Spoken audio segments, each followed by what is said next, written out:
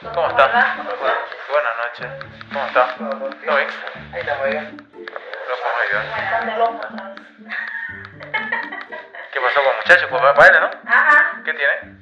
Él está con con flema.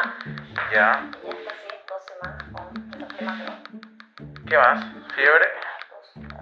Ha tenido fiebre la semana pasada, ha tenido fiebre un día nomás, ha estado con fiebre, ha tomado el paracetamol, un refresco que tiene el paracetamol de solo porque era como una congestión, ha tomado durante 3 días. Y de ahí solo un día estuvo con Se fiebre, mete en la nada. camilla. Ya después de ahí ya ahora las flemas. Harta flema verde. Ajá, que Ya. está como